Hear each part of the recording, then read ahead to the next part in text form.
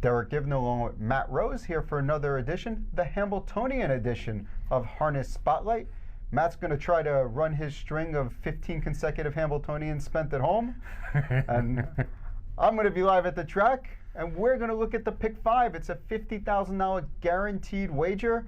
We're going to start with the Pick 5 because it starts in race 1 of right this. off the bat. A 16 race card. We got to make you some money early so you can last for the whole 16 races. 12 noon post. Get there early. Get there early, get yourself a free hat, and join in the conversation. Hambo18 up at the top of the screen there. You will be on social media, Twitter, or whatever. You can find out what's going on with the Hambo. You can tune in to DRF Harness Live, and you can watch all the races live, read all the real-time commentary from our team that'll be live at the track. We got a 5% DRF bets bonus for the Hamiltonian as well. The entire card. 5% bonus on exotic bets. Nice rebate for you there. You can sign up, and I think there's a $150 sign-up bonus. But we're going to take a look at the Pick 5. Starts in race number 1. It's the Vincenz Open trot.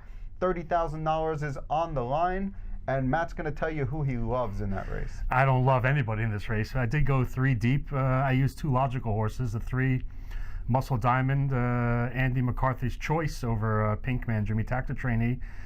Sutton is also pretty logical, just a quality trotter from Team Miller, Andy and Julie. I'm going to throw in a horse that I've been kind of following all year, Sorty. We know all about this horse. We know all about his ability. We know all about his breaking problems.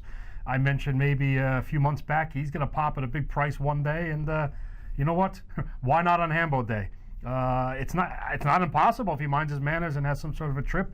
And didn't race ban his last few starts, so I'll throw him in there, but I'll go 3 deep, 3, 4, and 7. I'll be honest, I'm not confident with anybody here, but hopefully the 3 horses will squeak me by into round 2. Matt, I agree with you. Muscle Diamond has a shot. He's not on my ticket. I agree with you on Sutton. He is on my ticket. The other one I used on my ticket is Obrigado. You know, 8-year-old coming back. This is his 3rd start back. Picked up some confidence with a nice win at Tioga. I think he fits perfectly in this spot. I'm expecting him to go a pretty big mile in here. As for Sorty, I think you've been on the bandwagon too long, and the bandwagon has gone off into the ocean somewhere. He's going to pop somewhere at some point, and you're not going to be there what to the catch heck? him. You know what? It's not a lot of money to throw him on the ticket. I agree with you, Obrigado. I ultimately did not use him. I do agree he's a prime player and should be fit and ready for making his 3rd start of the year. Definitely playable. Let's move on to race number 2, 96,600 on the line in the Shady Daisy for 3-year-old pacing fillies. We have a standout in this field in number 4, Kissing in the Sand, and she is my top pick. If you look at that qualifier where she finished 2nd last week behind Pure Country, you could just toss that out because driver Scott Zerin was sitting there with a lap full of horse, and he was content to be 2nd in there.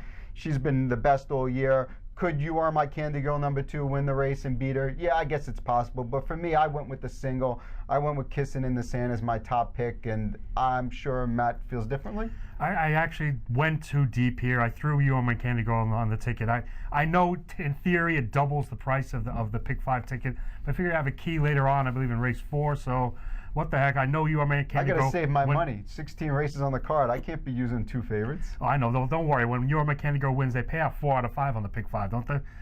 Some sort of consolation to get like $6 back. No, maybe more like $1.40. All right. Anyway, I'm throwing You Are My Candy Girl because you know when she's on her game, she has a ton of talent, ton of ability. I liked that race last week. Obviously, she had it all her own way at the Meadows, but still kicked home nicely, and she was an easy 2nd behind Kissing in the Sand when they met up in the Mitchell Chalet 2 back in the Meadowlands. I just don't think Kissing in the Sand is invincible, and if there's anyone going to beat her, it's going to be the horse likely sitting the trip, Yannick Gingras with You Are My Candy Girl. So I'll throw them both on there. I think if the Kissing in the Sand we've seen the last few weeks shows up, she is invincible. Though I think You Are My Candy Girl put in her best effort of the year, probably last time out. She was facing lesser competition, so to speak. We're going to move on to race number 3. It's the Frank Zuki. They're going for $30,000. They're trotters, 3-year-old fillies. And for me, this race came down to a couple horses in here. I mean, and they happen to be the morning line favorites in Repentance and Basquiat. Basquiat, I guess. Basquiat. I just feel like those 2 are the 2 fastest horses in this race, but we'll hear what Matt has to say, and then we'll come back and see my ticket. I used 3 horses here. I used the 2 you mentioned. I also threw in the 6, Bella Gloss, another Jimmy Tactor trainee.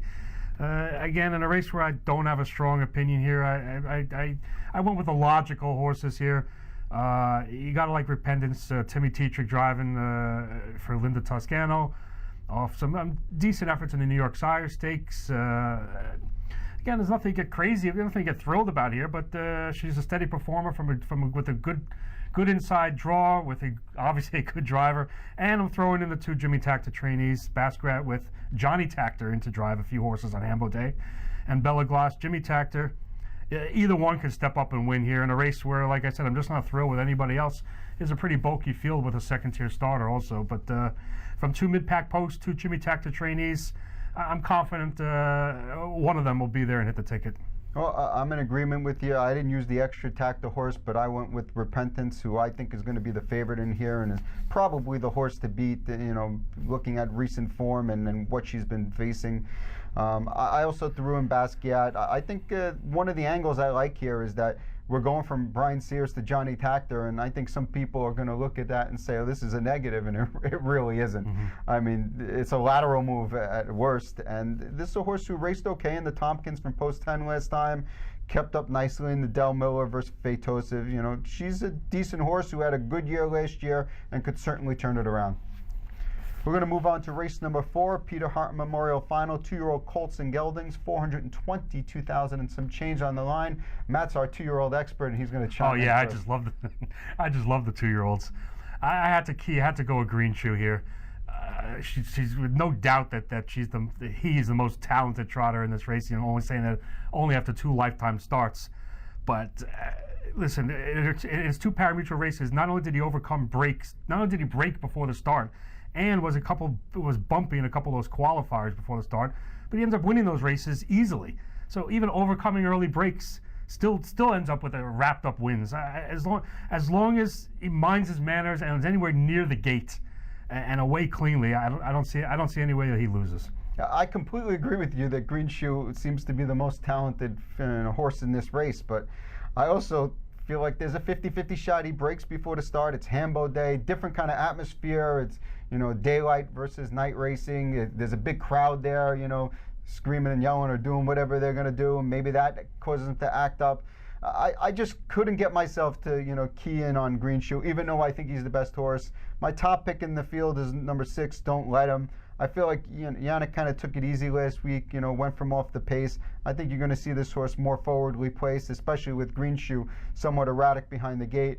I also threw in number 3, Gary, who's 2 for 2. There's nothing wrong with that on the past performances. And White Tiger is an interesting horse. Go back and watch that qualifier. You don't see horses make moves like that this horse made, around the final turn and into the stretch. Made up a ton of ground. Maybe he's a little bit of a long shot play in this particular race. So not impossible, but again, you talk about Green Shoe acting up and breaking and maybe breaks, and I got these 3 other horses. The fact that he broke and then still came back, broke in 2 starts and still came back and jogged is just. But he's never faced a field like this. I understand this is by far the best field he's faced. He breaks before the start in this race. I don't think he's winning this race. All right, well, you know what? If I make it to the 4th race, I'll be. Fingers crossed, holding my breath, and hoping once he gets away clean, that's it. We'll move on to race number 5. It's the James Doherty Memorial Final, 2-year-old filly trotters, 357,000 plus on the line, and the morning line favorite is number 1, Beautiful Sin, will clearly be the favorite, even though she lost in what was a monsoon last time when she was racing in the Doherty Limb. Yeah, still a good effort to lose by a nose to Starita. Yes, she will be the favorite. I don't think she'll be a huge overwhelming favorite. I think Starita's going to take a lot of money. We see the Ice Duchesses, Johnny Takter again driving for Jimmy Takter, take some money. A couple right outside of Beautiful Sin, Hannah Dream Girl, Special Honor. No slouches themselves. They both ran solid efforts. 1 in defeat and 1 winning in the eliminations last week. But I am going to go 3 deep here. Obviously, I have to use Beautiful Sin.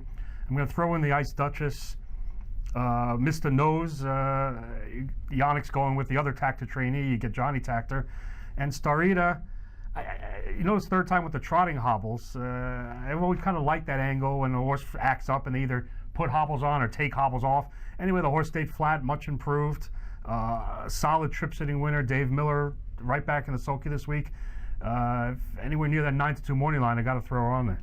We're in complete agreement here with the same exact numbers, 1, 5, and 6. Beautiful Sin. It's impossible to leave that one off the ticket. I don't know how much the sloppy track played a role in her defeat, but it was a good effort regardless. Dorita added the trotting hobble, seems to be a new horse now. She raced really well to beat Beautiful Sin last time. And the Ice Duchess, who's actually my top pick in here, you know what, just a bad trip all around, just barely saw the rail, the whole race. You know, behind bad cover, wide on the final turn, came home well. Yeah, got beat by Special Honor, but Special Honor rode the rail the whole time, slipped off the cones, and had the easiest of trips, whereas the Ice Duchess, you know, covered a lot more ground. If we had the Trackist report, we would see a big, you know, number for her. So the Ice Duchess is my top pick in here. I don't see a lock, and she should be a fair price. And we see my ticket cost $24, so it's economical. And for once, I think might be the first time ever, my ticket costs less than yours. Your ticket's less, yeah. Mine is $27. These are obviously 50-cent plays. 2 budget plays we have, relatively budget plays that we have to start off the big Meadowlands card Saturday afternoon, starting at noon. 16 races, tons of stakes action. If you get knocked out of the pick 5, there's a $50,000 guaranteed pick 4 that starts in race 3. So you could use some of the same picks and just key Hanover in the last leg, and you got yourself a nice pick 4. And when you get knocked out of the pick 4, you can start the Survivor pick 8. Well, that starts in race 5. After you get knocked out of the pick 4, go for a pick 8. Survivor pick 8. I bet there'll be some 8 out of 8 tickets on this in this bet, but yeah, scale down from 10 to 8. So, well, we can't let you off easy here. Who's going to win the Hamiltonian? I'm excited because I mean, you can make a case for a whole bunch of horses. I'm going to end up going with Wolfgang. I think. I just think this is it. He's done nothing wrong. He's 3 for 3 this season. We heard about a minor ailment he had and bounced right back and looked stronger than ever. I'm not jumping off the bandwagon now.